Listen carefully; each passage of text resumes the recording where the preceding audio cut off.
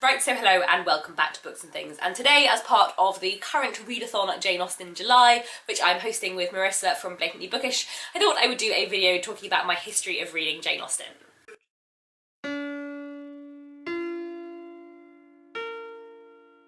So I made a similar video this time last year called 10 Years of Charles Dickens, where I talked about how much I loved Charles Dickens and the fact that it had been 10 years since I first discovered him as an author. Now, I read my first Jane Austen novel a few months before I read my first Charles Dickens novel, so now it being a year later from when I made that video about Dickens, it's now been 11 years and several months since I first discovered Jane Austen as an author, and so I thought I'd make a video talking about my history of reading her and about why I love her so much as an author. Charles Dickens is definitely my favourite author of all time. I vary on who is my second. Sometimes it's Elizabeth Gaskell, sometimes it's Jane Austen. I think on the one hand I probably do love Elizabeth Gaskell's novels slightly more and find the themes she explores slightly more interesting.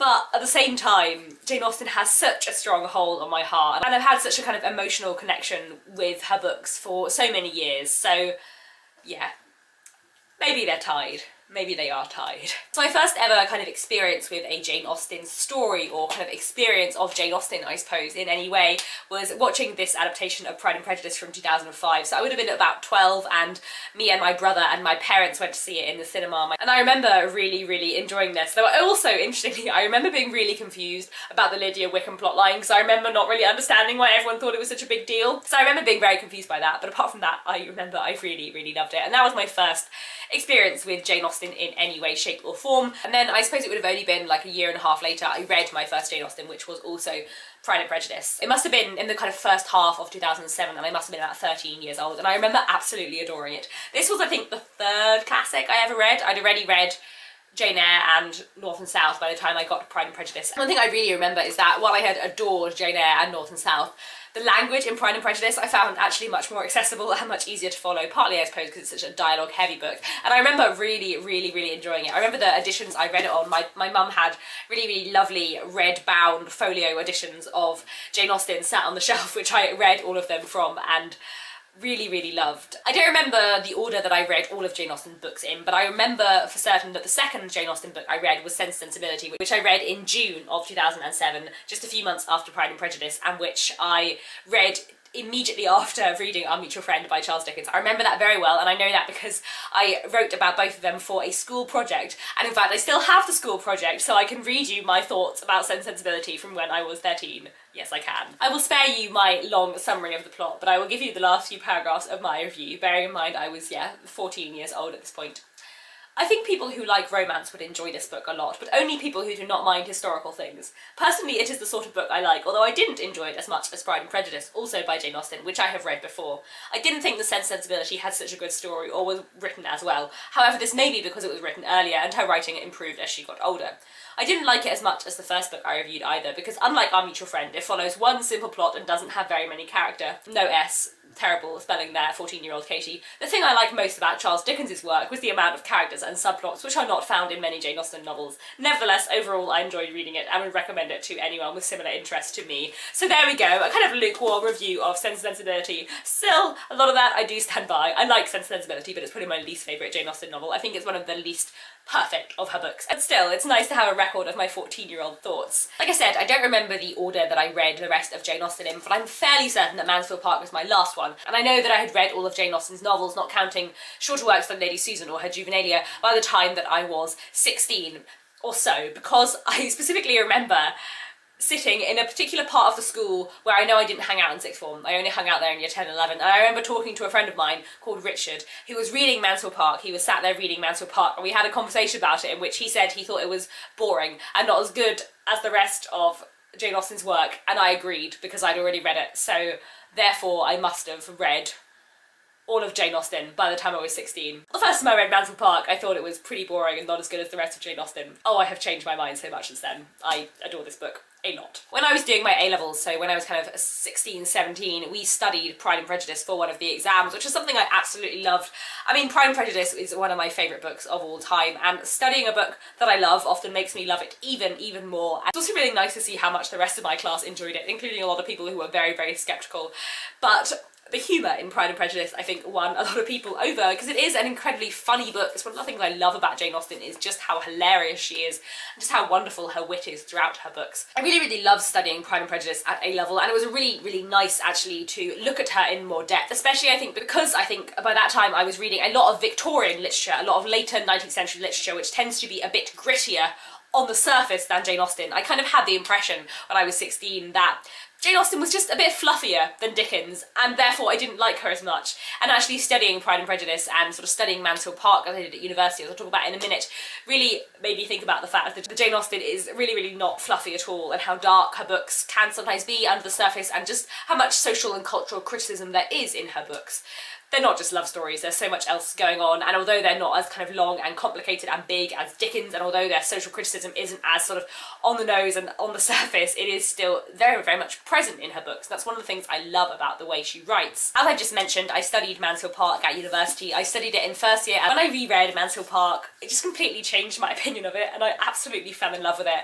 The characters and the story and the kind of social drive of it. It's my second favourite Jane Austen novel after Pride and Prejudice, and in a way I feel like I love them for different reasons. Pride and Prejudice is the book of Jane Austen's that I find the most purely enjoyable, whereas Mansfield Park is probably the book of hers that I find the most interesting, and it's one where I don't love the love story. I don't like the main romantic interest very much as a character, but there are so many other things in this book that I do love. Such wonderful social commentary, such fantastic characters, and Fanny, this main character who a lot of people on my university course thought was really, really boring. I believe I even once saw as a past paper question on a university exam, like, some people feel that Fanny Price is dull, in which ways is she not? Like, that was genuinely like a past paper question. Fanny Price for me is one of Jane Austen's best characters because she is very introverted, she's very internal, and she doesn't say very much. But actually, for someone who comes across as very kind of meek and shy, she has such strong moral principles and such a strong sense of herself and who she loves and who she cares about, which cannot be shaken in a way that, like, no one else does in this book. I love her. She's so great. Studying Mansfield Park and looking at some of the more complicated issues in this of kind of social behaviour and morality and issues around love and class and family, like, there are so many brilliant things in this, and I loved studying it, and it really gave me a really, really new, great appreciation for Jane Austen. And then I had 2 years where I didn't read any Jane Austen, didn't come into contact with any Jane Austen, and at this point I think I wouldn't have considered Jane Austen my second favourite author. And then I moved to Bath in 2014 in the autumn to do my Masters in Creative Writing at Bath Spa University, and in November I got a job at the Jane Austen Centre in Bath. And that year, the year I did that Creative Writing Masters, the year from 2014 to 2015, was kind of a year of Jane Austen for me in so many ways. I worked at the Jane Austen Centre for about a year. I reread all of the works of Jane Austen. Well, I reread all her novels, and I read everything else by her that I hadn't read. I read so many of her letters, I read all her juvenilia, I read Lady Susan, which is wonderful, and so many other things. And that was when Jane Austen became my second favourite author. If she is that, maybe Elizabeth Gaskell is, but you know, that's when Jane Austen was really, like, pushed up to that level for me. And also, you know, I made lots of friends through work, through the Jane Austen Centre, who also love Jane Austen, so we had good chats about Jane Austen. I watched lots of Jane Austen adaptations. And also, because basically, after I finished university, I decided that because I'd read so many classics and my knowledge of contemporary fiction wasn't great, over the course of my masters, in order to help with my ambitions to work in publishing and have a career in that industry, and also in order to sort of help my writing, I wanted to only read contemporary fiction.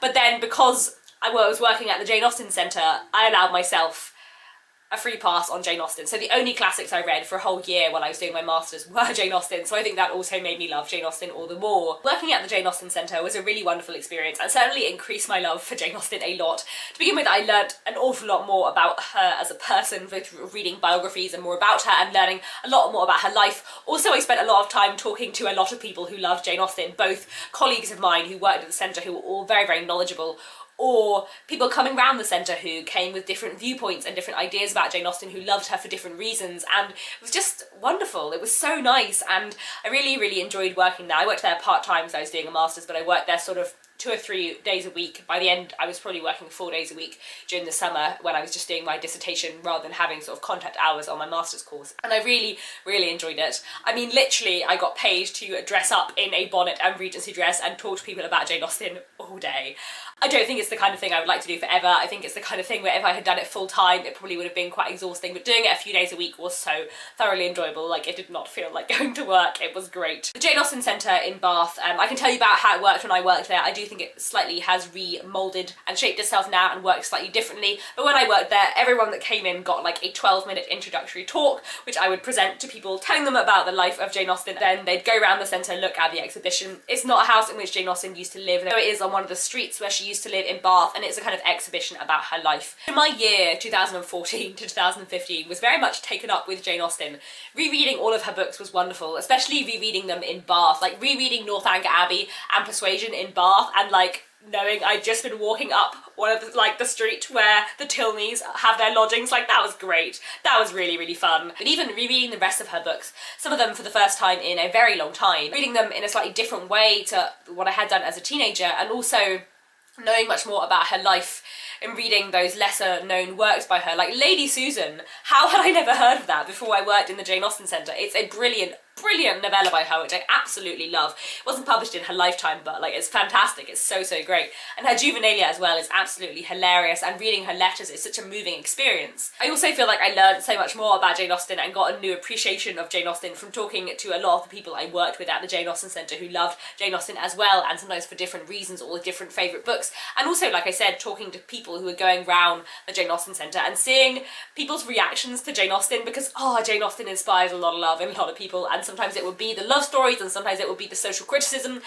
and sometimes it would be the wit, and sometimes it would be the just sort of comfort and excitement of a Jane Austen book. Like, there were so many things. We also all had characters, and we wore our little character badges, and I was Kitty Bennet, which I greatly enjoyed, because Kitty Bennet isn't a massively important character, but one I quite like. And also I got to make a joke whenever I had a cold, which was quite often, because the first time you see Kitty Bennet in Pride and Prejudice is when she's coughing, and therefore I got to make jokes about it when I was coughing during my talk. I know that sounds really minor, but that brought me great comfort. I also got to make a joke about the fact that in the modern retelling of Pride and Prejudice, the Lizzie Bennet diaries, Kitty Bennet is a cat. Yes, it was fun. It was fun. When working at the Jane Austen Centre, everyone who worked there, not just me, like all of us, we stopped calling her Jane Austen and we started just calling her Jane. And I think that's partly because we also spent lots of time talking about her siblings and the other family members also called Austen, but also I think it's partly because we all just felt like we knew Jane Austen so well that we were on first name terms with her. So yes, first name terms with Jane Austen. And I do think that one of the reasons why I consider Jane Austen one of my favourite authors, though there are possibly like books by other authors that rank above all of her books for me, is just because of that experience and that year, and knowing that sort of, you know, she's the author I know the most about in terms of her life. I love Dickens more than Jane Austen, but I don't know as much about Dickens' life. And so I feel like Jane Austen as a figure, I have such kind of great respect and love for her as an author, not just as a writer, if you see what I mean. Like, I think she's such a fascinating and important figure as well, and also so like pioneering in so many ways, like her writing style and the way she uses and develops characters. Like, I think you can see the seeds of Victorian literature in many ways in Jane Austen's work,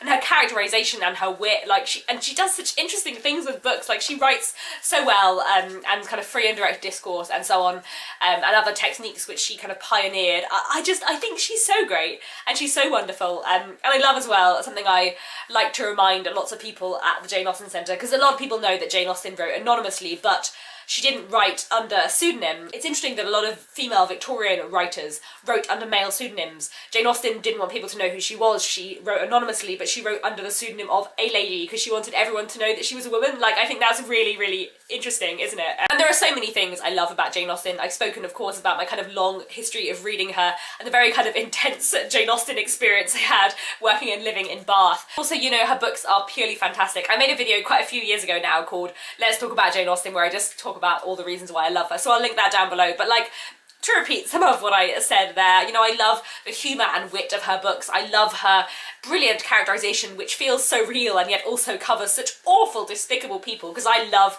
her nasty characters like Caroline Bingley, Lady Susan. That's often what I read Jane Austen for, much more than the very nice, attractive male heroes. But at the same time, she does write brilliant, brilliant love stories. Her love stories are amazing. There is a reason why I have a theory that you can bottle the plots of every rom-com down to a very similar plot in a Jane Austen Austen novel. At the same time, there's so much more to her books than just love stories. They're social critiques in many ways, and they look a lot at family relationships and money. Like, to be honest, I think her books are more about money than they are about marriage a lot of the time. They're about status and reputation, and about the difficulties that women faced in the early 19th century, and about the expectations of women's lives, and about the way people were expected to behave. They're about class and about social position and about so many things. Like, I think her books are incredible, and they're also so enjoyable to read. Like, that I can't stress enough. The enjoyment of Jane Austen, you know, it's the same as I feel about Dickens. Like, the pure enjoyment I get from reading her books is just wonderful. Like, I'm listening to Pride and Prejudice on audiobook at the moment. This is the second time I've listened to it on audiobook this year, and I think Pride and Prejudice, like, few books come close to that for me in terms of just like sheer pure enjoyment. Partly as well, I think, because it's probably the shortest of my favourite novels, if you see what I mean. Like, a lot of the other books that I consider amongst my favourite novels, probably aside from Wuthering Heights, all the rest are an awful lot longer than Pride and Prejudice. So it's lovely that Pride and Prejudice is just a book I can just experience. You know, like, every now and then I can just listen to it or read it. It won't take me very long, and it's just beautiful and just so enjoyable. Like, yeah, her books are great.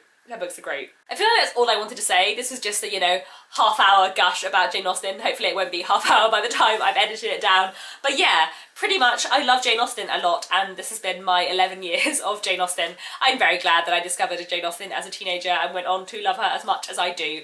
She probably is my second favourite author, though also probably Elizabeth Gaskell is too. I think they can just be joint. I think I can just say that they can be joint, and I don't need to, like, tarnish my love for either, because seriously, both of them so great. But this is not Elizabeth Gaskell July, this is Jane Austen July. So yes, Jane Austen, she has my heart. Thank you very much for watching. Please let me know down in the comments if you like Jane Austen, when you first discovered Jane Austen, and how long ago that was. It would be really interesting to know how long Jane Austen has been a part of your reading life. So yes, thank you very much for watching, and I'll be back very soon with another bookish video.